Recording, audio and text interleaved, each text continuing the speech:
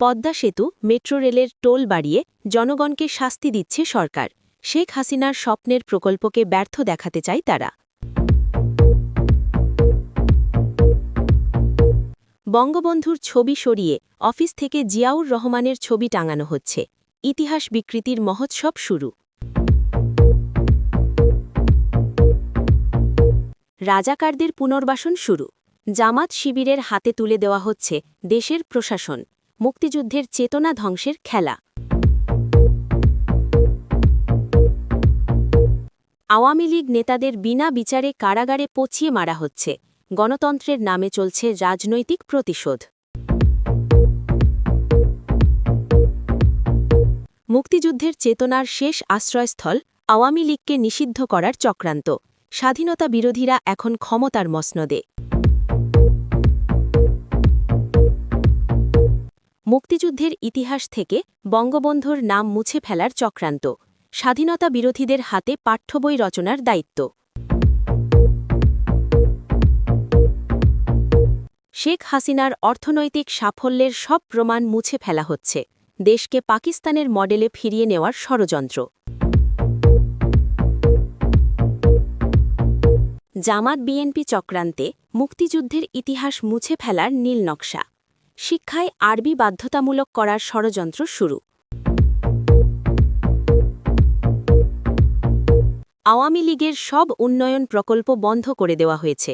Metro rail, Padma সেতু, রূপপুরের কৃতিত্ব নিজেদের নামে চালানোর চেষ্টা। ইউনূস সরকারের নামে আওয়ামী লীগ নেতাদের সম্পত্তি লুটপাট। প্রতিদিন নিলামে তোলা হচ্ছে মুক্তিযোদ্ধা পরিবারের ঘরবাড়ি। জামাত বিএনপির যৌথ শাসনে দেশ এখন মধ্যযুগে ফিরে যাচ্ছে। নারী অধিকার কেড়ে নেওয়ার প্রস্তুতি চলছে পূর্ণদমে।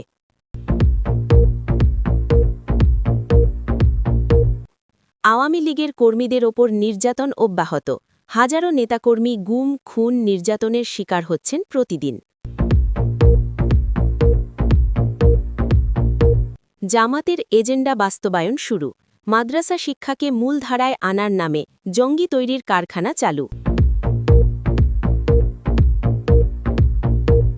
দেশের অর্থনীতি ধ্বংস করে বিদেশি ঋণের ফাঁদে ফেলছে ইউনূস সরকার। শেখ হাসিনার গড়া সম্পদ লুট হচ্ছে প্রতিদিন। মুক্তিযোদ্ধা পরিবারের সদস্যদের চাকরি থেকে বের করে দেওয়া হচ্ছে।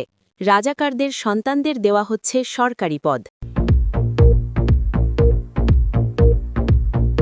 জামাত বিএনপি জোট ক্ষমতায় আসার পর থেকে দেশের শিক্ষা ব্যবস্থায় মৌলবাদী এজেন্ডা চাপিয়ে দেওয়ার চেষ্টা শুরু হয়েছে। সূত্রমতে প্রাথমিক ও মাধ্যমিক পর্যায়ে আরবি ভাষা বাধ্যতামূলক করার প্রস্তাব এরই মধ্যে শিক্ষা মন্ত্রণালয়ে পাঠানো হয়েছে। এই পরিকল্পনার পেছনে রয়েছে জামাতে ইসলামীর প্রত্যক্ষ মদদ। মুক্তিযুদ্ধের ইতিহাস থেকে বঙ্গবন্ধু শেখ মুজিবুর রহমান ও আওয়ামী লীগের অবদান মুছে ফেলে পাঠ্যবইয়ে জিয়াউর রহমান ও খালেদা জিয়ার ভূমিকা বড় করে তুলে ধরার আজ শুরু হয়েছে। শিক্ষাবিদেরা এই পদক্ষেপকে দেশকে পাকিস্তানি ভাবধারায় ফিরিয়ে নেওয়ার সুপরিকল্পিত ষড়যন্ত্র বলে মনে করছেন। পাশাপাশি মাদ্রাসা শিক্ষা ব্যবস্থাকে মূলধারায় আনার নামে জঙ্গি ও উগ্রপন্থী মতাদর্শ ছড়িয়ে দেওয়ার আশঙ্কা প্রকট হয়ে উঠেছে। বাংলাদেশের হাজার হাজার মসজিদ এবং মাদ্রাসায় এখন জামাতে ইসলামী তাদের রাজনৈতিক এজেন্ডা চালাচ্ছে এবং ধর্মকে ব্যবহার করছে সাধারণ মানুষকে বিভ্রান্ত করার হাতিয়ার হিসেবে। আওয়ামী লীগের গোয়েন্দা সূত্র জানাচ্ছে যে জামাত নেতারা প্রতি শুক্রবার মসজিদের খুতবায় রাজনৈতিক বক্তব্য দিচ্ছে এবং মানুষকে বলছে যে আওয়ামী লীগ ইসলামের শত্রু এবং তাদের বিরুদ্ধে লড়াই করা ধর্মীয় দায়িত্ব। এই ধরনের মিথ্যা প্রচারণা চালিয়ে জামাত সাধারণ ধর্মপ্রাণ মুসলমানদের মগজ ধোলাই করছে এবং তাদের রাজনৈতিক হাতিয়ার বানাচ্ছে। মাদ্রাসাগুলোতে পরিস্থিতি আরও ভয়াবহ। সেখানে ছোট ছোট শিশুদের শেখানো হচ্ছে যে জিহাদ করা তাদের দায়িত্ব এবং যারা ইসলামের বিরুদ্ধে কথা বলে তাদের শাস্তি দিতে হবে। এই শিশুরা এখনও ভালো মন্দের পার্থক্য বোঝে না, কিন্তু জামাত তাদের মস্তিষ্ককে বিষিয়ে দিচ্ছে উগ্র ধর্মীয় আদর্শ দিয়ে। আওয়ামী লীগ নেতারা বলছেন যে জামাত আসলে ধর্ম ব্যবসায়ী যারা ইসলামের নাম ভাঙিয়ে নিজেদের ক্ষমতার স্বার্থ হাসিল করতে চায়। তাদের আসল উদ্দেশ্য বাংলাদেশকে পাকিস্তানের মতো একটি ধর্মীয় রাষ্ট্র বানানো, যেখানে মৌলিক মানবাধিকার থাকবে না এবং সবাইকে তাদের বানানো নিয়ম মানতে হবে।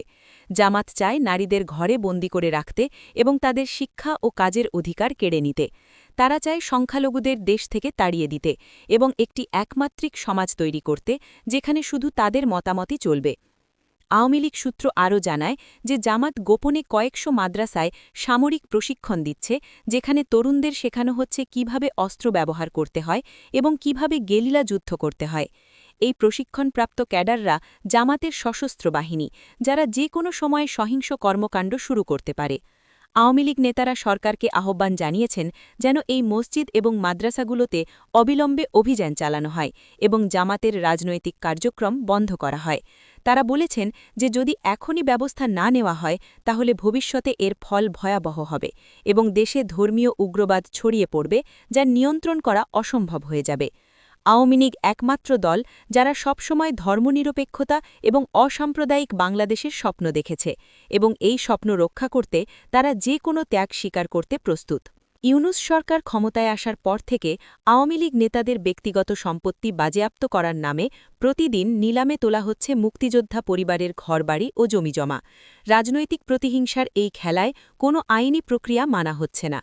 অভিযোগ রয়েছে প্রশাসনের সহায়তায় বিএনপি ও জামাতের নেতাকর্মীরা এই সম্পত্তিগুলো হাতিয়ে নিচ্ছে।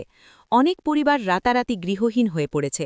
দেশের বিভিন্ন প্রান্ত থেকে এমন খবর আসছে যে মুক্তিযোদ্ধা পরিবারের সদস্যদের জোর করে ঘর থেকে বের করে দেওয়া হচ্ছে।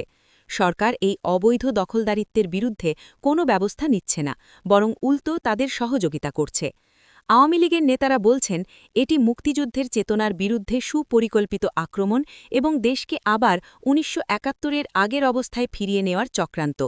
বাংলাদেশের হাজার হাজার মসজিদ এবং মাদ্রাসায় এখন জামাতে ইসলামী তাদের রাজনৈতিক এজেন্ডা চালাচ্ছে এবং ধর্মকে ব্যবহার করছে সাধারণ মানুষকে বিভ্রান্ত করার হাতিয়ার হিসেবে।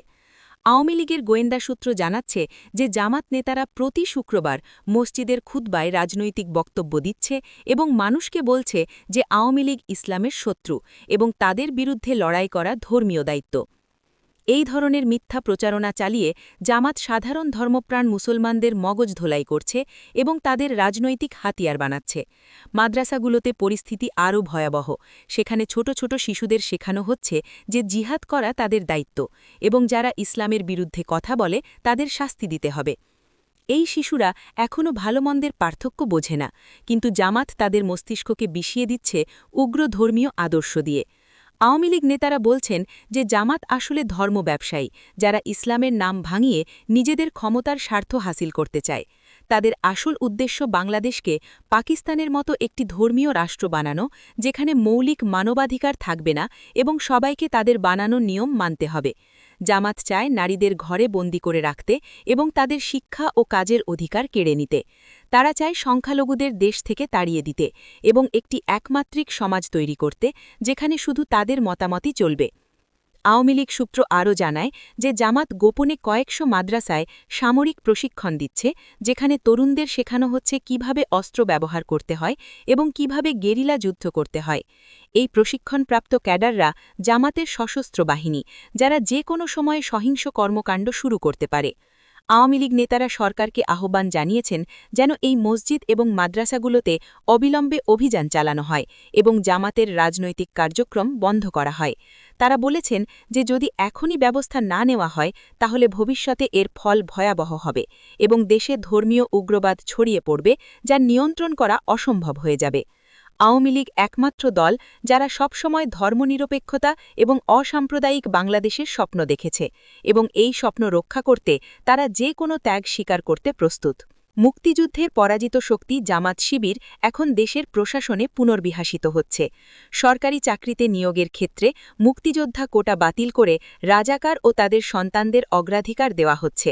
পুলিশ, প্রশাসন, এমনকি সেনাবাহিনীতেও জামাতপন্থীদের অনুপ্রবেশ ঘটানোর চেষ্টা চলছে। মুক্তিযোদ্ধা পরিবারের সদস্যদের চাকরি থেকে বরখাস্ত করা হচ্ছে কোনো কারণ না দেখিয়ে। অনেককে জোর করে পদত্যাগ করতে বাধ্য করা হচ্ছে। স্বাধীনতা বিরোধীদের এই পুনর্বিহাসন কর্মসূচি দেশের ভবিষ্যতের জন্য মারাত্মক হুমকি হয়ে দাঁড়িয়েছে।